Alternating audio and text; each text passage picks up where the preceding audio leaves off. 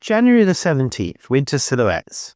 This is one of the best times to enjoy the winter silhouettes of trees, as they are now at their most sculptural on the landscape. Silhouettes alone can be enough to identify some deciduous trees, even from a distance, without resorting to looking at their bark, bud, or branch colour. Unfortunately, gardeners, tree surgeons, and vandals have all contrived to ruin many natural tree silhouettes. The most eye-catching ones are usually large trees set alone in fields, hedgerows, or planted purposely near country mansions to show all their strength and majesty. However, there are still places where untouched trees can be viewed against an open sky, especially at the top of a slope, where their distinctive leafless outlines can be enjoyed all the more, for example at Brockwell Park and Finsbury Park. Our native English oak, Quercus robur, has a handsome craggy knoll look, with huge beams which often arise from their main trunks at right angles.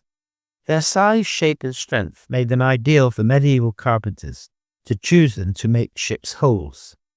The other common native oak, the sessile oak, Quercus petraea, can be distinguished from its close relatives by having a more persistent and straighter main trunk, although there are confusing hybrids.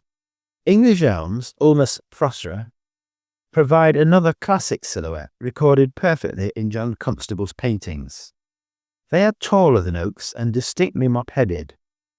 Since the outbreak of Dutch elm disease, these have all but disappeared from our landscape. Other disease-resistant elms have been planted to replace them, but none have such a striking silhouette. The London plane, Plantalis times hispanica, retains its fruits, which now hang like Christmas decorations, making this one of the easiest trees to recognize. Horse chestnuts, Aesculus hippovistanum, are usually picked out by the way in which the ends of their branches turn up slightly. The tall, narrow shape of Lombardy poplars, Populus nigra italica, easily give them away, but male trees may now be separated from females. The latter is usually slightly broader towards the base compared with the slim form of the male. Ash tree, Fraxinus excelsior, are usually given away by the dense clusters of seeds they hold on to throughout January. Other trees also carrying seed cases are the locust tree, Robinia pseudoacacia, the Indian bean tree, Catalpa bignonoides, and the Judas tree, Circus siliquastrum. But neither have such dense noticeable clusters of seeds as the ash. Beech trees, Fagus sylvatica, are more often recognized by their plain, grey, and fissured bark. But the grand silhouettes of large old specimens of beech are worth seeking out in places such as Epping Forest and Burnham Beeches. Hawthorns, Crotaigus species, crabapples, Malus species, cherries, prunus species, willows, salix species, and white bean sorber species are all more difficult to separate at this time of year. Various maples are also very similar, except perhaps for the distinctively shaped Japanese maples. Other handsome trees more easily recognized by their silhouette include the Dorn redwood, Metasequoia glyptostroboides, sword cypress, Taxodium disticum, maidenhair tree, Ginkgo biloba, black mulberry, Morus nigra, fig, Ficus carica, and the Caucasian elm, Zelkova carpinifolia.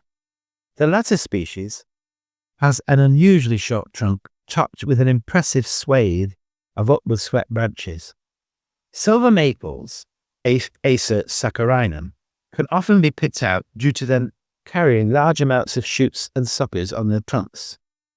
Tree cotoneasters, for example Cotoneaster frigidus, tend to lean, yet still have strong vertical branches arising from their trunks. Downy birches, Betula pubescens, silver birches, Betula pendula, and lines, Tilia species, all have a tendency to carry witches' brooms in their branches, or at the base of their trunks in the case of limes. Contorted branching usually indicates either the contorted willow, Salix maxidana tortuosa, whose branches generally twist and turn and often hang downwards, or the locust tree, Robinia pseudoacacia, whose dramatic branching has been compared to split lightning. The latter reaches its acme in the variety Robinia pseudoacacia tortuosa. where the whole tree looks almost electrified. This last tree is rare but can be found in Kew Gardens as well as Brockwell Park. London is a popular place to plant weeping or fastigiate trees as they take up less space. Some of these are easier to identify than others in winter. Weeping willows abound beside London's park lakes, and the bottle brush-shaped fastigiate hornbeam, Carpinus betulus fastigiata, is very common in London streets. The overall colour of a silhouette can also sometimes help in identification. Many willows have bright orange branches this month, and alders have a distinct purple sheen, especially when viewed from a distance.